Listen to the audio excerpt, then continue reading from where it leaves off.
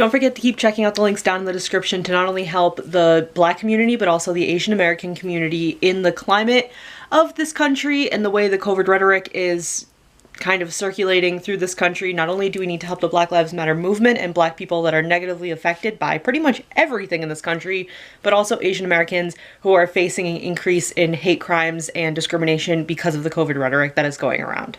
Hello Friendzies, welcome back to my channel.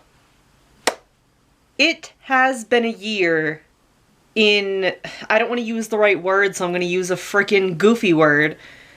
It's been a year about in this global pepperoni, especially in the United States, where we, I feel like, are being very negatively impacted by lack of healthcare and lack of government help in this country. As of the day I'm filming this, couple days ago, Texas lifted the mask mandate. So, Texas and Mississippi, is that the other state? I didn't really look too much into it. The only reason I know specifically Texas, because one of my best friends lives there. So yeah, it's been a year, and it doesn't feel like anything's really gotten better. And I don't really know what I want this video to be other than just like a quick little check-in and to see how you guys are doing. Please use this comment section if you want to reach out to me on Twitter, Instagram, Tumblr, private message me, whatever. If you just want to scream and to vent, because the way everything has been handled, especially the global panoramic, is just so terrible.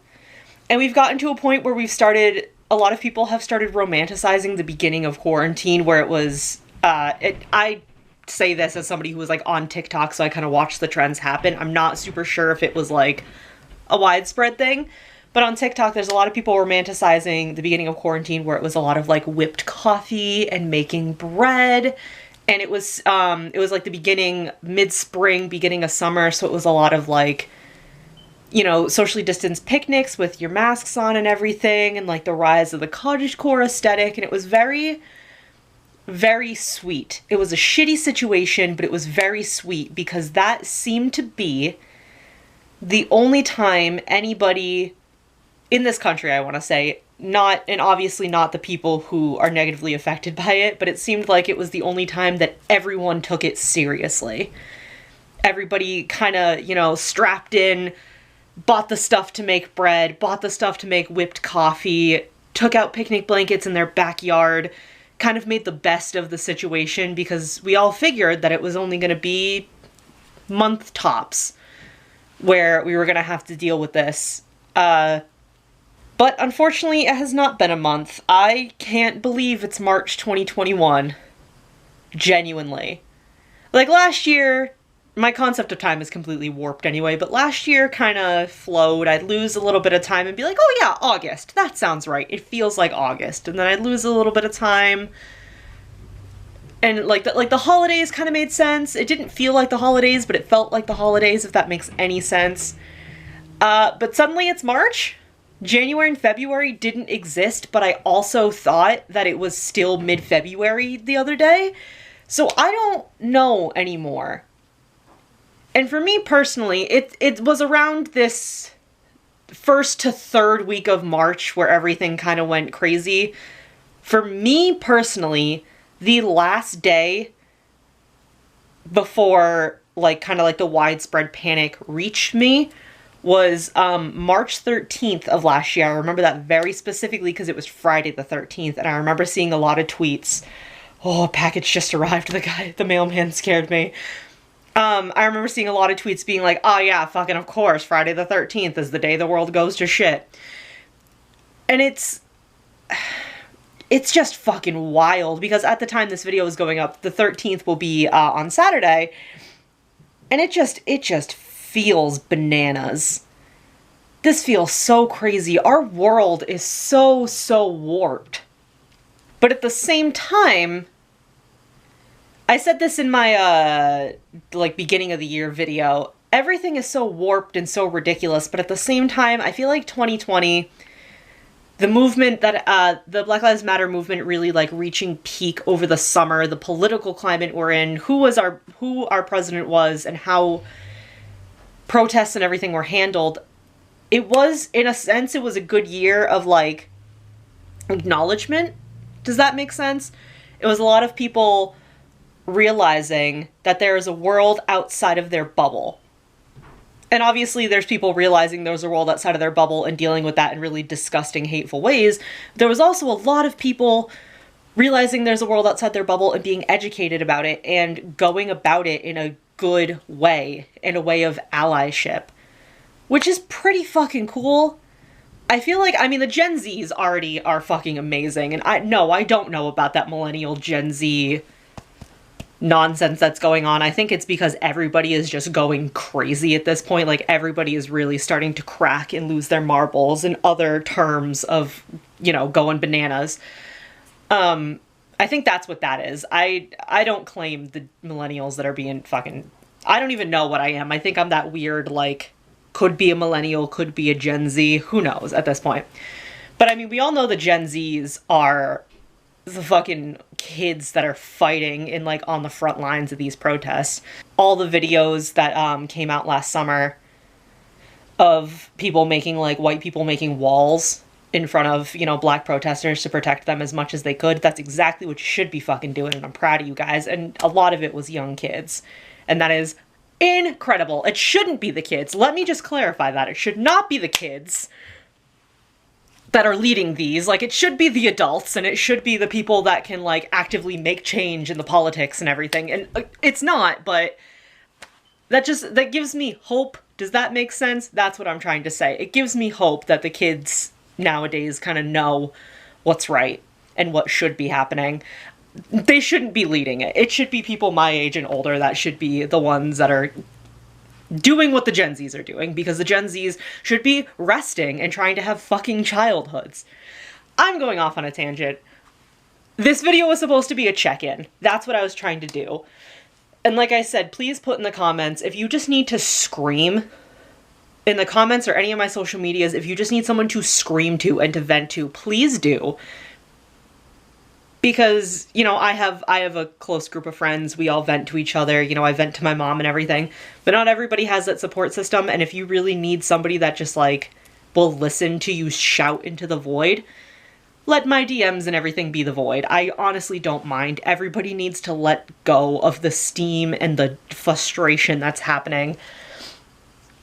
I've been working this entire time, and on one hand, I am so incredibly lucky to be still having a job and have an income. Most people in this country lost their jobs, lost their incomes, are facing homelessness, are facing hunger. That's garbage. So on one hand, I've been extremely very lucky to have a job and have a steady income this entire Pacific Northwest. But at the same time, it's been really shitty because it's been... I mean, I work in retail. I talk about this all the time. It's been even higher and more ridiculous standards for the same shitty pay. So it's the age-old debate of like being thankful that you have a job and having an income, but also feeling like it's not worth it. Because that's how I feel most of the time. I mean, I felt that way anyway because of retail, but now it's like magnified. And whether people want to admit it or not, everybody is now facing mental health struggles. Literally everybody. Even the neurotypicals are starting to like face struggles with their mental health because of how... I don't even have a word for it. I want to say restricting, but it like realistically there's not really restrictions because this country is still a fucking nightmare. Everything is claustrophobic. That's the word I want to use. Everything is so claustrophobic right now and just uncertain and terrifying that even people that are like neurotypical are starting to face like depression and anxiety. And I feel like a lot of people, even that are neurotypical, are going to come out of this with like diagnosed or diagnosable like mental struggles, because I know I'm doing worse. Not like actively terrible, but I know that my mental health, if like the baseline is like here, I know because of this whole past year, it's been like wavering, dipping a little bit, because it's scary shit. And if this year has not shown us anything else, it's basically shown us that, like, nobody gives a shit if we live or die. We're just getting spit in the face constantly. And it's scary shit, dude. So that's what I mean. If you feel like you just need to scream to somebody, please come scream to me, because we can scream together. We can hold hands and shout into the distance, because holy shit. I feel like we all just need to collectively scream and go back to baking bread, because oh my god. That was such like a fun little coping mechanism. That I've talked about it in videos, especially last year, but in May of last year, I was able to get some time off of work because I have asthma, and as you know, with the I'm trying to think of another word, the global panda. I'm trying to say that so this video doesn't get flagged or some shit. And the global panda, and specifically what it is, I'm considered like a high-risk patient. And my asthma's not great. It's like worse than I think it is sometimes. I was able to get some time off because my company like approved me to have 2 weeks. And what I did in May, because again, that was the beginning of the quarantine and the like beginning of summer, my mom and I, Animal Crossing came out at the best fucking time to come out. That anniversary is coming up in another week as of the day I'm filming this. I had to check my calendar. My mom and I played Animal Crossing, and we sat on our front porch pretty much every day because it was very nice weather. There were some days that were chilly, but it was very nice weather, and I had bought my cat a stroller, and we took her for walks, and we like hung out and everything, and that was really nice. That was like the best coping mechanism for me at the time.